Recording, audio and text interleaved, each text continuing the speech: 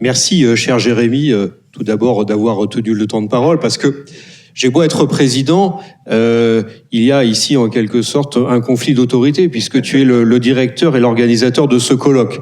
Donc je ne me sentais pas véritablement légitime à couper le micro. Alors, évidemment, j'ai senti une critique à peine voilée, mais amicale, tout de même à l'égard du transport aérien. Hein. Je me demandais si c'était Greta Grunberg qui parlait ou le professeur Jérémy Eman. J'ai quand même envie de dire, je ne fais pas de corporatisme en disant cela, que le transport aérien, l'industrie du transport aérien fait un bout de chemin, hein. Et notamment, c'est lent, hein, ça va pas se faire du jour au lendemain, mais le SAF, hein, le carburant vert, ça se développe petit à petit. Alors, effectivement, le transport multimodal, ou le voyage multimodal, le transport multimodal pour les passagers, c'est probablement la solution d'avenir, hein. Et je suis content d'apprendre que le législateur européen l'encourage.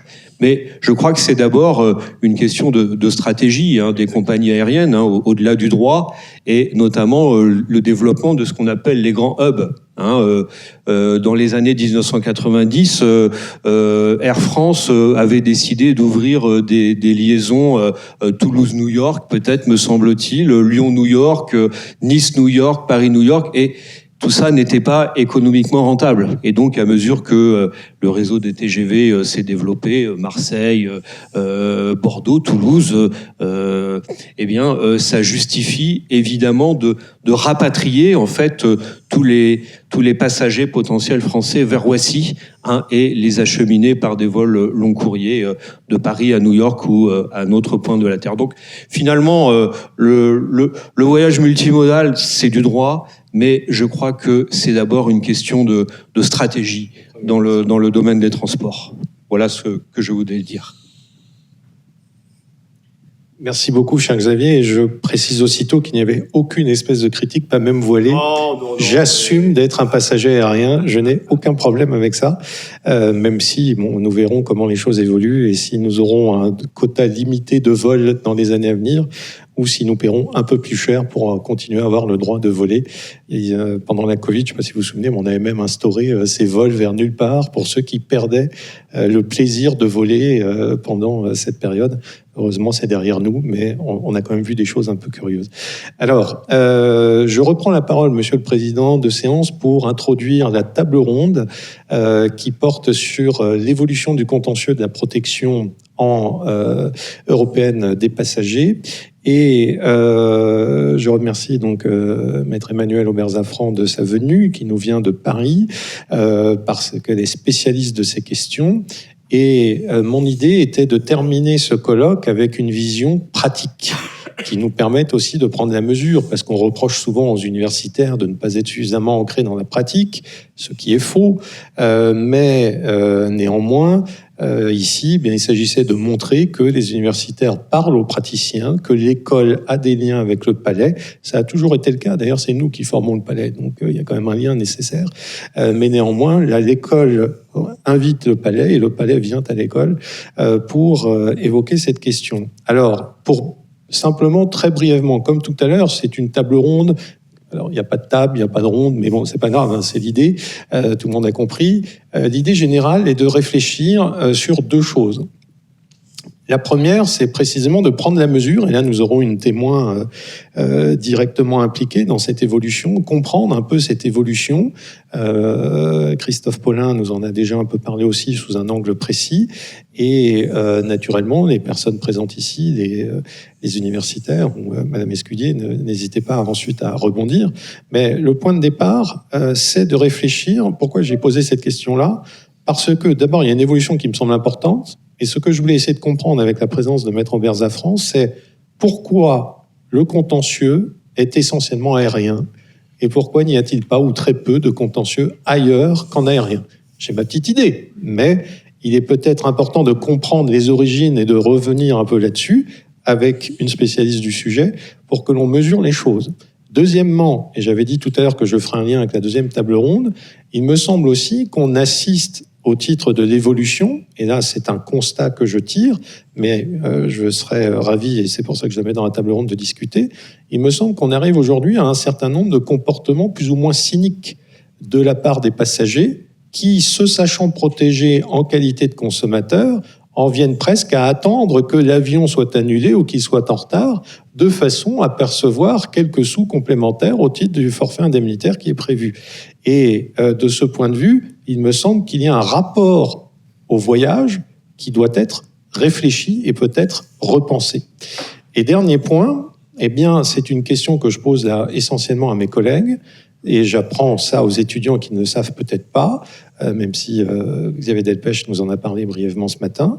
Vous savez qu'à partir du 1er octobre, va entrer en vigueur, attendez, je le reprends sous les yeux, le règlement UE Euratom 2024/2019 du Parlement européen et du Conseil du 11 avril 2024, qui modifie le protocole numéro 3 sur le statut de la Cour de justice de l'Union européenne, statut de la Cour de justice qui prévoyait un titre de compétence préjudicielle pour la Cour, notamment pour tout ce qui concerne l'interprétation du droit des transports, et qui désormais va tomber, pas uniquement pour l'aérien, mais pour tous les autres règlements. C'est ce que précise le considérant 10, qui dit bien que la version qui est mentionnée dans le transfert de compétences intéresse non seulement le règlement 261/2004, mais aussi le règlement 1177/2010 et le règlement 2021/782. Donc, il y aura demain, c'est vraiment demain, c'est le 1er octobre, un transfert de compétences de la Cour vers le tribunal. Et la question qui était sous-jacente, c'est est-ce que ce transfert de compétences va faire évoluer le contentieux parce que le prestige de la Cour était tel que l'intérêt d'avoir un arrêt de la Cour, et on se souvient de l'arrêt sur la preuve de l'embarquement qui avait été obtenu par le tribunal d'Aulnay-sous-Bois, presque arraché au forceps, alors que l'avocat général avait clairement dit il n'y a pas de question qui se pose, donc il n'y a même pas eu de conclusion. Bref, est-ce qu'on va avoir la même chose lorsque ça va être devant le tribunal ? Et quelle va être la réaction des cours suprêmes des différents États membres vis-à-vis d'une décision du tribunal de l'Union européenne, alors que ce n'est plus la Cour qui a des possibilités d'appel, que c'est encadré. Bref, est-ce que c'est aussi un risque ou au contraire un avantage ? Puisque Gaël Piet disait ce matin que parfois il y a des questions qui étaient posées et qui ne méritaient peut-être pas d'être posées. Donc peut-être que tout ça va dans le bon sens, mais c'était l'objet de cette table ronde. Mais j'ai déjà trop parlé. Et donc, Maître Aubersin-France, je vous remercie encore une fois de votre présence et je vous cède aussitôt la parole pour vous entendre sur votre perception de cette évolution en matière de transport, avec sans doute une focale sur l'aérien, sans doute. À moi de vous remercier. À mon tour, vraiment, je suis très honorée d'être invitée à participer à cette table ronde aux côtés d'éminents spécialistes et d'apporter ma vision plus pratique, autant de juriste que j'ai été en interne d'une compagnie aérienne et d'avoir vu de l'intérieur, effectivement, les problématiques liées à l'application de ce règlement et à l'indemnisation des passagers, les coûts, évidemment, mais les difficultés, de process et ce que ça nécessite comme process et comme gestion de traiter ces réclamations. Donc effectivement plus sur l'aérien, mais pour peut-être on l'a évoqué déjà. Pourquoi un contentieux aérien plus que dans les autres modes de transport? Je pense que c'est tout d'abord lié au règlement lui-même, en fait, aux deux autres règlements qu'on a évoqués ce matin, et aux enjeux, ce qui a été évoqué sur le ferroviaire ce matin, aux enjeux financiers, puisque sur le ferroviaire et sur le maritime aussi, les possibilités, les indemnisations possibles pour les passagers sont beaucoup plus limitées, puisqu'elles sont fonction pourcentage assez faible, mais en plus un pourcentage du prix du billet, ce qui est l'opposé dans le règlement 261 bien connu. Et effectivement, le multimodal pose question aussi, puisque comment harmoniser, avoir un règlement multimodal et une protection des passagers sur l'ensemble des modes de transport quand les régimes sont aussi différents. Donc ça, c'est pas vu la proposition de règlement sur le sujet, mais je pense que c'est pour ça aussi qu'on n'en a pas jusqu'à maintenant, c'est que les régimes sont extrêmement différents, puisque pour l'aérien, on l'a évoqué et rappelé, c'est donc des montants forfaitaires qui ont été fixés, donc c'est le règlement qui date de 2004, donc à une époque aussi où les structures, les tarifications... Les tarifications étaient quand même très différentes. Donc, pour rappel, les indemnisations, c'est 250 € pour des vols de moins de 1500 km, 400 € entre 1500 et 3500 et 600 € pour des vols de plus de 3500 km. Ce qui veut dire, aujourd'hui, avec les tarifs qui sont pratiqués, que souvent, c'est plus que le prix du billet. C'est même pas un pourcentage, c'est plus que le prix du billet. Et c'est pour ça aussi, quand Jérémy disait que les passagers pouvaient être un peu cyniques, oui, moi je l'ai entendu dire, les passagers, plus de 3 heures, on leur rembourse, c'est le prix de leur billet, un long courrier, 600, sur un long courrier, c'est quasiment le prix de l'aller-retour dans certains cas. Donc c'est quand même assez substantiel. Quand on a des Paris-New York à 400 € et qu'on a 600 € pour l'aller, c'est quand même, on est content. Hein. Et c'est vrai que ça, c'est... bon, évidemment, j'apporte une voix un petit peu différente de ce qu'on a pu entendre peut-être depuis ce matin, mais il faut quand même en avoir conscience. C'est quand même un type d'indemnisation très différent, auquel s'ajoute le fait que, et on en a parlé ce matin aussi sur d'autres modes de transport, quand il y a un vol annulé, on a non seulement l'obligation donc, de réacheminement, mais la possibilité de remboursement. Donc on peut avoir son billet remboursé parce que le vol est annulé et qu'on n'a pas voyagé, mais on a quand même l'indemnisation, ce qui n'est pas le cas dans les autres modes de transport. Dans le nouveau règlement ferroviaire, il y a un remboursement ou indemnisation. Non, là, dans l'aérien, c'est quand même particulièrement favorable aux passagers. Donc, il y a un traitement. Alors, quand on parle d'égalité de traitement entre les modes de transport, je pense qu'ils sont quand même assez différents. Et donc, l'alignement de l'ensemble pour le multimodal, ça paraît assez complexe. L'évolution, donc, ça pour dire qu'effectivement, l'évolution du contentieux dans les autres modes de transport, je pense que même si c'est pas ma spécialité, je pense qu'on peut dire qu'il y en a très peu. Et effectivement, des décisions de la Cour de justice, il n'y en a pas non plus parce qu'il n'y a pas de contentieux. Ça va avec aussi. C'est que le règlement 261 a donné lieu à un contentieux alors, exponentiel. Hein. Moi, le contentieux, il date... le règlement date de 2004, mais on l'a vu arriver dans les compagnies aériennes progressivement, où c'était un contentieux individuel de passagers qui effectivement règlement leur indemnisation, qui s'est transformé au fil des questions aussi et elle dit il y a les réécritures du règlement, mais je pense qu'on peut vraiment parler de réécriture du règlement, et notamment l'étape vraiment, la première pierre, ça a été le fameux arrêt Sturgeon, donc sur le retard, qui a assimilé un retard de plus de 3 heures à l'arrivée à une annulation. Alors ça s'explique, hein, c'est pas complètement sorti de nulle part.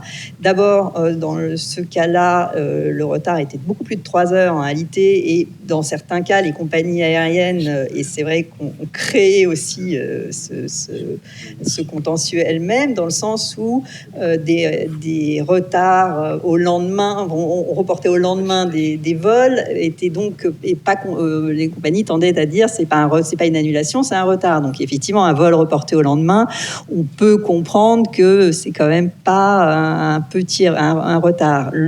En revanche, le retard de plus de 3 heures, il est venu sur un raisonnement un petit peu plus étonnant. C'était de dire, dans le règlement prévoit qu'il y a une indemnisation en cas d'annulation, sauf si la compagnie a permis un réacheminement qui permet de partir pas plus d'1 heure avant et d'arriver pas moins de 2 heures après. Donc, ce qui fait 3 heures en tout. Donc, un réacheminement dans ce délai de 3 heures et qui a du coup...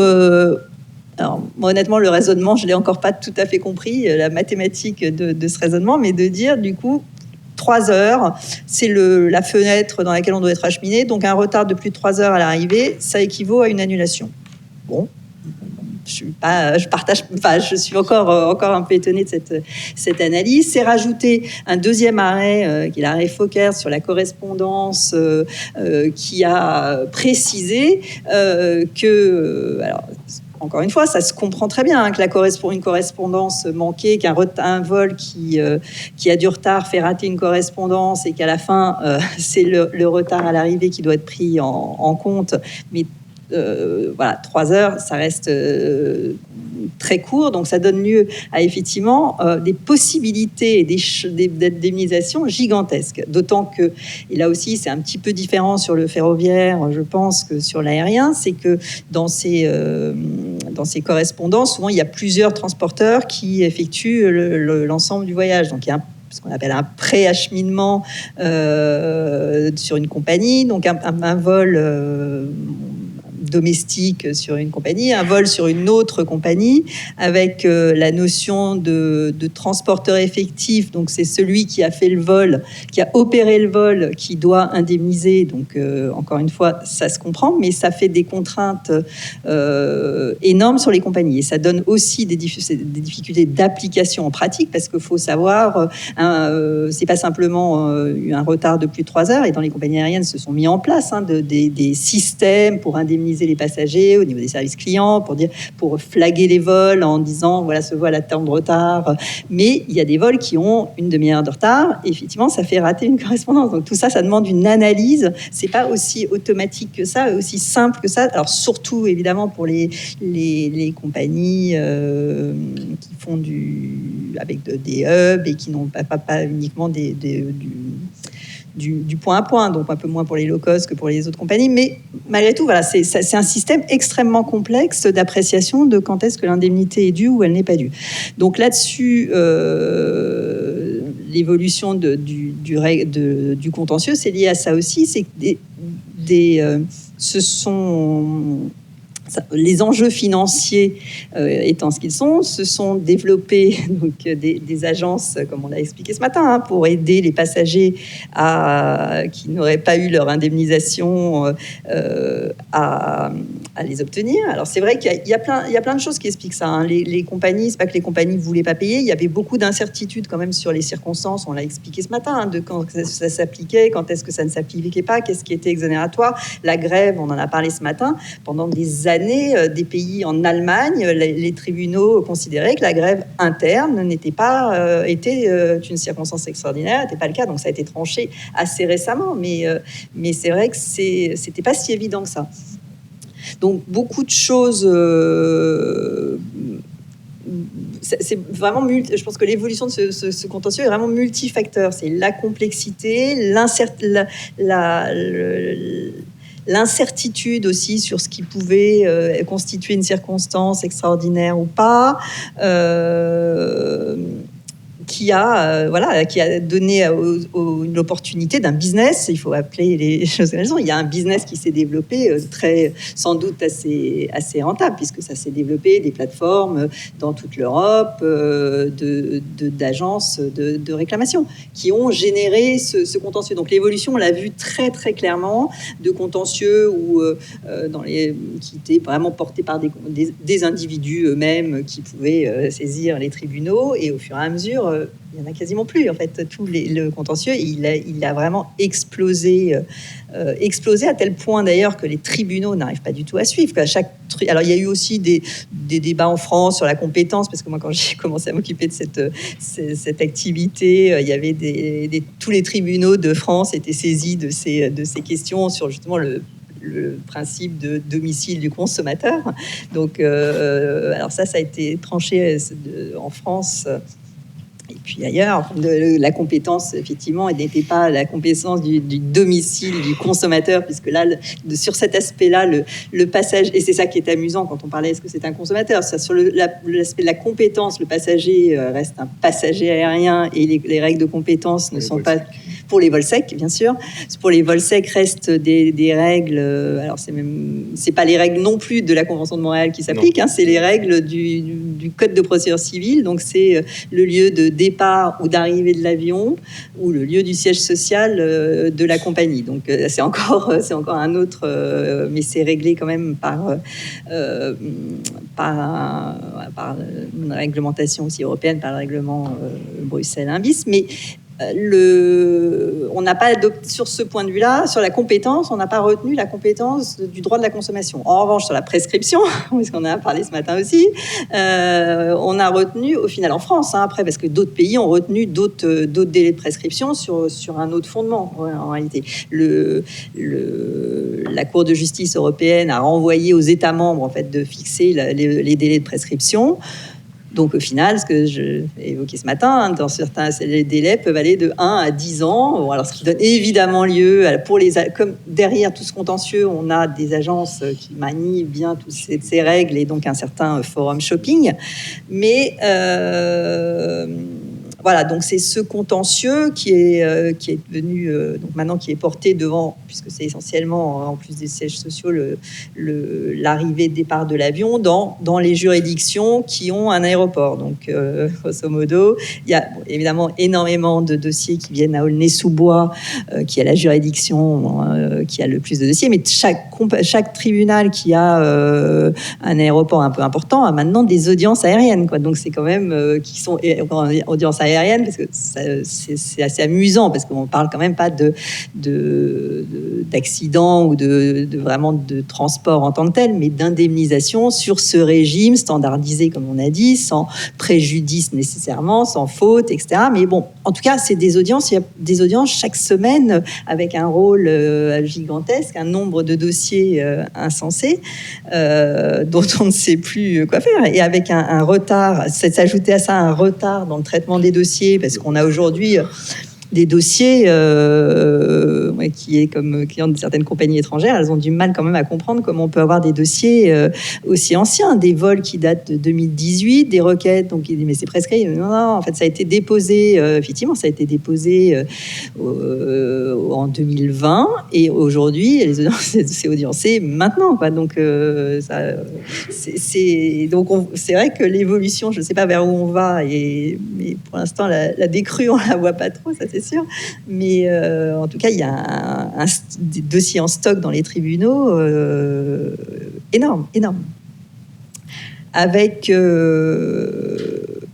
s'ajoute à ça le fait qu'effectivement il y a ces décisions de la Cour de justice qui interprètent, et à chaque fois qu'il y a une interprétation, en fait et l'interprétation étant parfois quand même un peu une modification dans certains cas, qui s'applique en réalité rétroactivement. Donc il y a c'est ça la difficulté aussi pour les compagnies aériennes à l'appliquer. C'est-à-dire que comment ça se passe concrètement dans une compagnie aérienne? On a un règlement, on dit bon ben voilà, dans des politiques commerciales qui sont mises en place et appliquées par les services clients. Dans tel cas, vous devez indemniser. Dans tel cas, et puis là, bon voilà, ça c'est la politique. Et puis un jour, il y a une décision qui tombe.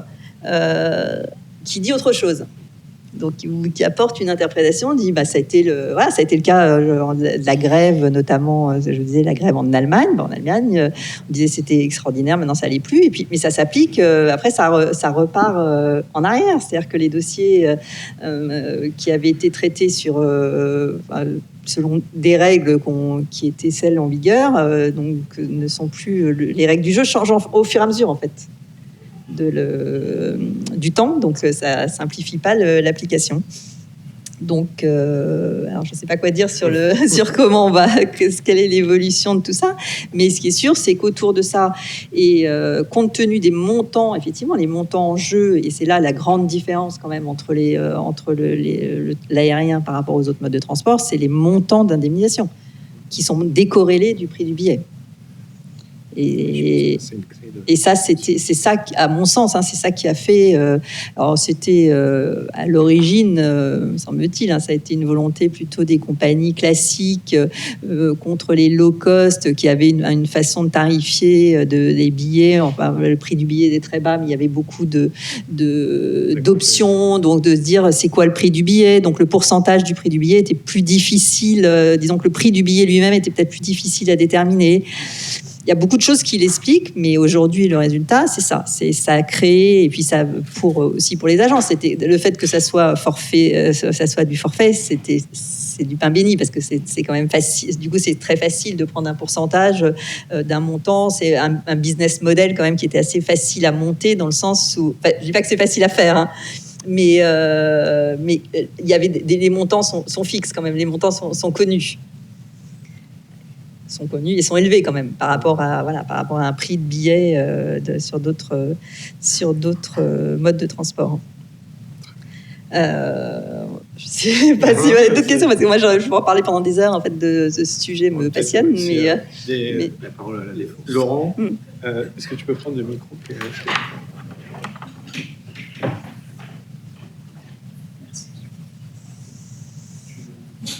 Et si je peux juste rajouter peut-être un point en attendant de le c'est que pour revenir à la genèse aussi de ce règlement, qui n'avait pas du tout été mis en place pour cette raison. En fait, c'est ça qui est amusant, c'est de voir aujourd'hui. C'est effectivement, d'ailleurs, on en parle, tout le monde en parle, comme le règlement sur l'indemnisation du retard, que le retard a été absolument pas prévu, que c'était un règlement qui avait pour vocation de protéger les passagers essentiellement du surbooking.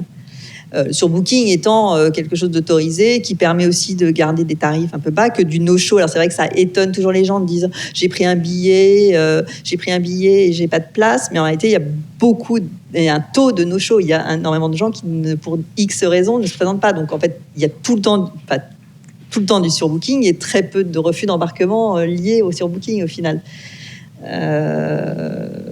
Et que le retard était même exclu du champ d'application, parce qu'on en a parlé aussi, parce que c'était couvert par une autre réglementation qui était la Convention de Montréal. Voilà, pardon.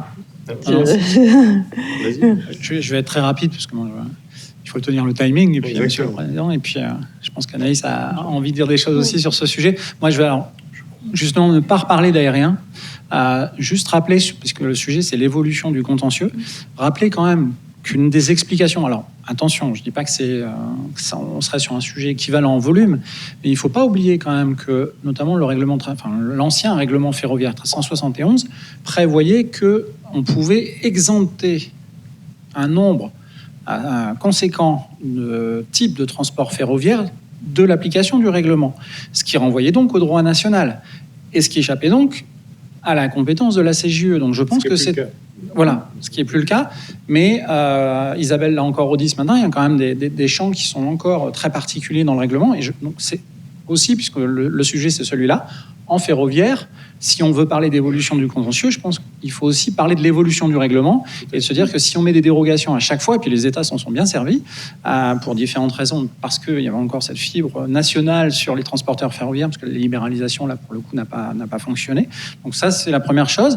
La deuxième chose sur laquelle je voulais aussi revenir, c'est faire un lien entre l'intervention de Christophe et la tienne, Jérémy, c'est que, notamment quand on parle de force majeure, par exemple, de transporteurs ferroviaires, alors j'ai entendu que les compagnies aériennes aujourd'hui crient beaucoup sur l'appréciation notamment des circonstances extraordinaires, mais la SNCF s'est pris la force majeure de manière très vive par rapport aux autres transporteurs, et on a même eu cette problématique de la différenciation des approches de la force majeure, avec notamment l'arrêt de 2015 en fluvial, où on avait une autre lecture. Et il y a un autre point sur lequel je voulais revenir en ferroviaire, c'est que quand on n'a pas l'application du règlement, on se retrouve nécessairement, c'est logique, en national. Et en national, en 2016, 14 janvier 2016, la Cour de cassation vient dire le transporteur ferroviaire a contractuellement une obligation de ponctualité qui est de résultat. Premier pan de l'arrêt.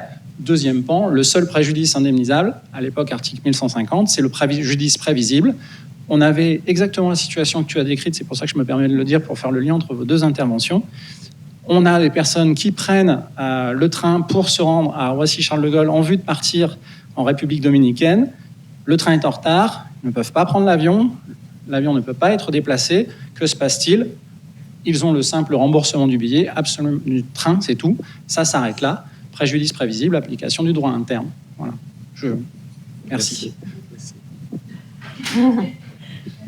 Oui, moi, je voulais revenir aussi rapidement, mais ça complète ce que du coup, que vient de dire Laurent, Jérémy, sur votre intervention, et sur l'ajout d'un point faible, justement, la situation où maintenant, désormais, il y a des compagnies comme Air France, Air Caraïbes qui vendent des billets de train cumulés avec un billet d'avion, et il n'y a pas de réglementation pour ces cas de figure-là. Les passagers viennent nous voir, donc le service juridique que j'ai créé, et dans ces situations, ils n'ont pas d'indemnisation, alors qu'un passager qui aurait le même retard à l'arrivée, mais qui n'aurait pas réservé un billet de train pour faciliter son voyage, lui va percevoir une indemnisation. Donc il y a une inégalité de situation entre deux passagers qui vont prendre le même vol, alors que un a booké en train juste avant et l'autre non, et du coup ces deux passagers n'auront pas la même indemnisation. Et ça, pour moi, c'est un gros vide juridique. Et que ce soit dans le sens train-avion ou avion-train, les compagnies, par exemple Air Caraïbes et Air France vendent les deux prestations, et c'est un gros point faible de la réforme qui n'envisagent pas ces situations-là. Ils n'ont pas d'indemnisation. Donc c'est quelque chose que je rajouterais. Comme les régimes sont différents, différents, il y a quand même un avantage certain à vendre. C'est pas très nouveau, hein, ça date le vol, le train plus avion existe depuis longtemps, qui garantit. Ah si, ça existe depuis longtemps. Oui, depuis 7-8 ans. Oh, plus. Mais peu importe, mais ça garantit quand même une chose, ça garantit la garantie de correspondance. Oui, mais quand elle est ratée. Mais justement, ils sont reportés sur un autre vol. Oui.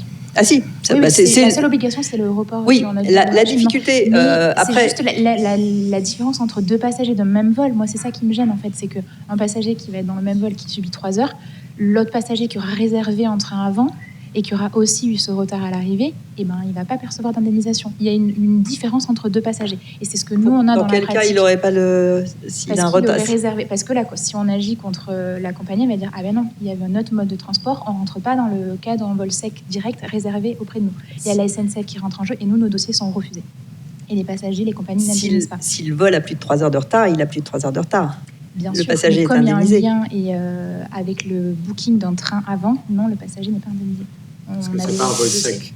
C'était pas un vol sec. D'accord. Bon, alors là, pour le coup, je suis un peu surprise parce que si le vol, c'est ce qui se passe dans la pratique et c'est pour ça que moi, c'est pas ce que j'avais vu dans la pratique parce que si le vol, le vol a effectivement 3 heures de retard après un train, donc il n'y a pas de retard de train. Si le train est raté et que certains passagers étaient dans le vol qui suffit 3 heures en raison de l'annulation du train ou pas, il y a une dissociation pour ces passagers-là. C'est ce que nous, on a dans plusieurs dossiers. Ce que dit aussi, ce que disaient les guidelines de la Commission européenne, c'est que en fait, si c'est du multimodal, il y a l'indemnisation au titre de chaque règlement. Exactement. Donc le retard de train donne lieu à du retard de train et le retard d'avion. Après, les compagnies aériennes augmentent le contentieux en se servant du multimodal pour ne pas indemniser ces passagers qui ont booké un train. C'est ce que j'ai moi au quotidien dans la pratique. Mais c'est-à-dire qu'ils n'ont pas pris le vol. Oui. Ah oui. S'ils n'ont pas pris le vol. Non, ils peuvent le prendre aussi. Non, mais si effectivement ils ont un retard de train, ils ratent leur avion. C'est ça, par exemple. Exactement. S'ils ratent leur avion, effectivement, c'est le retard de train qui va. Ils sont rebookés sur un autre. Et imaginons, je l'ai eu dans un dossier récent, ce vol-là a aussi 3 heures de retard. Et bien, ces passagers-là sont refusés parce qu'ils avaient un vol multimodal de base. En fait, c'est des dossiers techniques complexes qui ne sont pas des dossiers simples. Mais dans la pratique, des textes, c'est censé être pris en compte règlement par règlement. Oui, c'est ça. C'est quand même ça. Dans la pratique, en tout cas, ça augmente le contentieux parce que les compagnies aériennes se servent de ce transport multimodal pour ne pas indemniser. D'où l'intérêt de la mise en œuvre rapide, l'adoption rapide du règlement multimodal. C'est juste parce que c'est ce que j'ai au quotidien que je me permets de le soulever. Il y a une augmentation aussi, pour moi, une grosse augmentation du contentieux qui est liée, comme on a pu l'échanger avec Xavier, sur cette réforme mise en place pour l'obligation de médiation. C'est un réel sujet et un réel problème dans la pratique parce que ça retarde et ça augmente l'engorgement des tribunaux au lieu de le désengorger, bien entendu. Et en fait, il y a un réel problème par rapport à cette réforme qui, en plus, a été étendue là, depuis le 1er septembre aux tribunaux de commerce. Donc, il y a un réel problème. Et pour moi, c'est ce qui augmente considérablement le contentieux parce que les conciliateurs ne sont pas forcément à même de gérer le contentieux aérien qui est très technique, complexe et spécifique. Et ils sont plus habitués à gérer des troubles de voisinage ou autres, mais je ne rentrerai pas dans les détails parce que je les ai tous les jours quotidiennement au téléphone et c'est un vrai enjeu et ça c'est un vrai problème qu'il faut soulever. C'est cette réforme, ça rejoint l'effectivité et c'est un réel problème cette réforme-là qui est mise en place.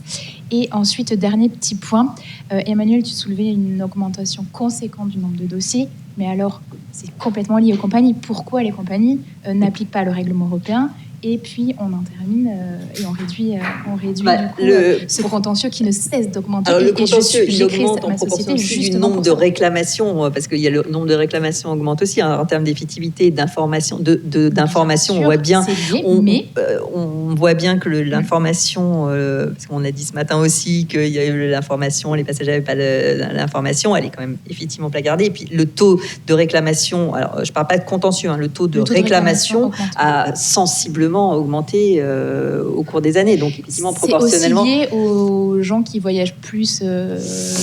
On est post-Covid, donc le post-Covid. Non, mais même avant le Covid, même pré-Covid, le taux de réclamation a augmenté au fil du temps de façon exponentielle aussi.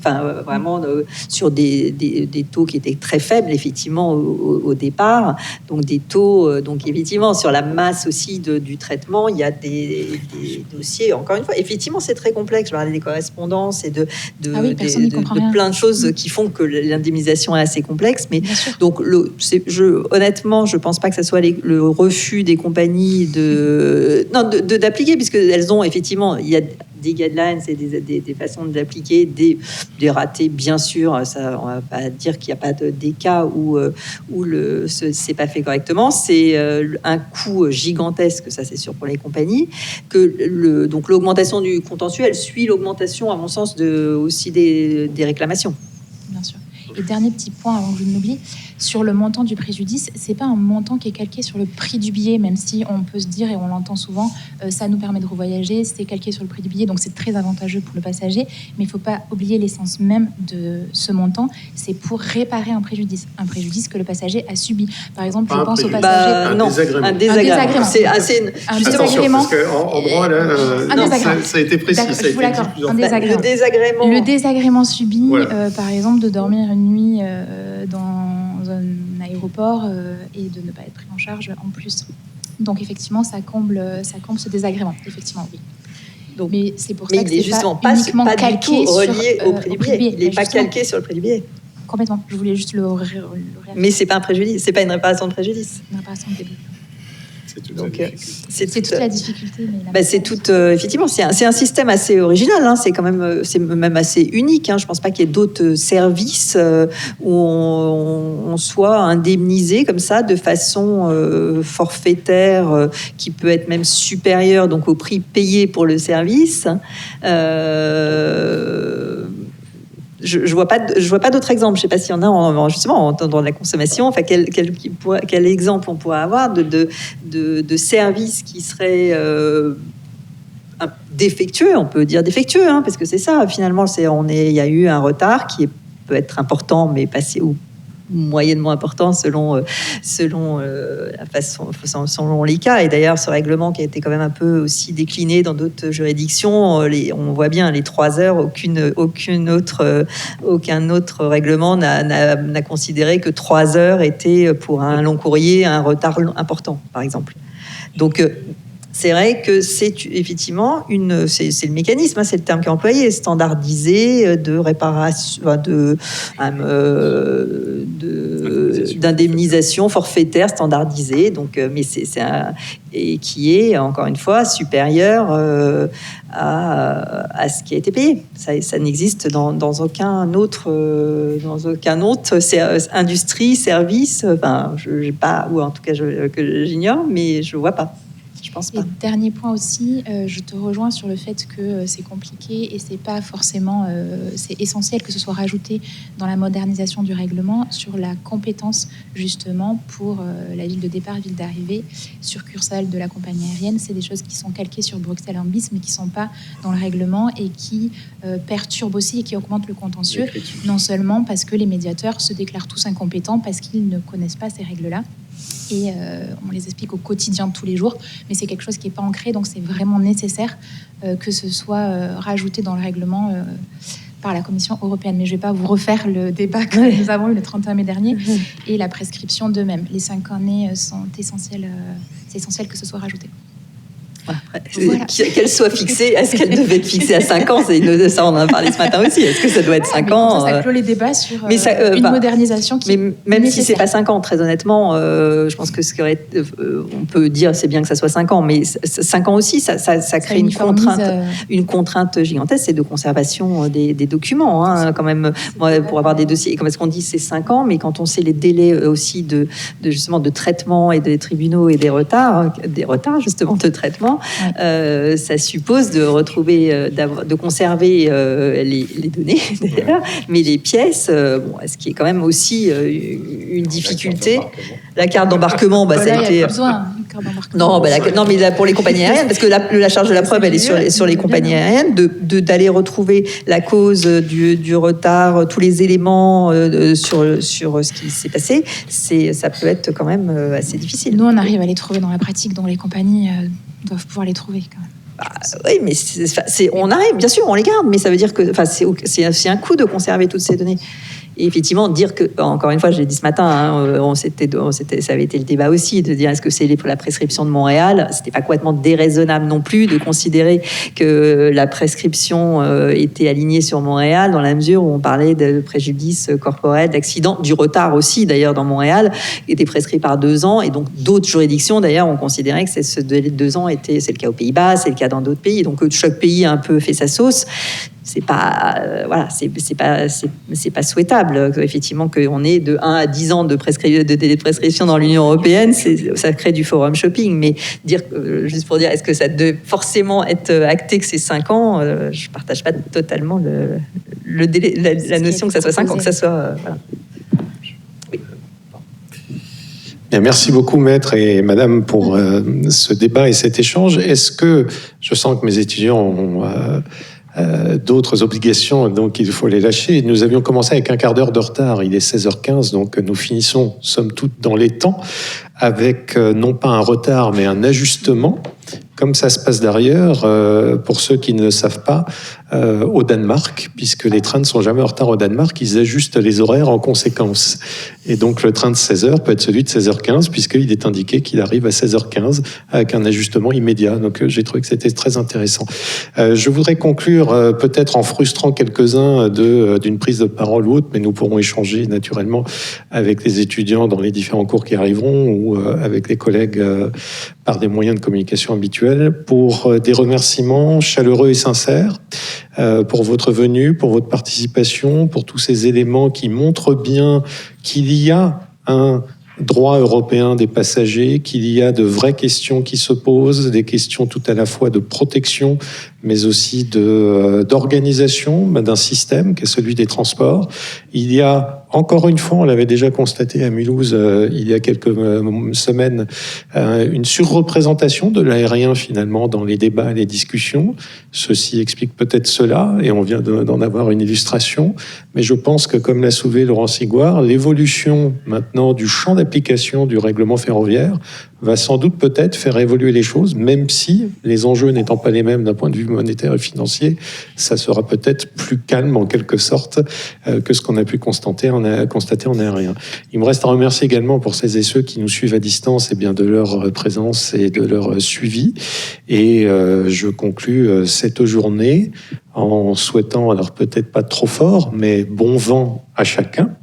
Et un bon retour pour les uns et les autres, en espérant une ponctualité exemplaire de vos transporteurs respectifs. Merci à toutes et à tous et bonne fin de journée.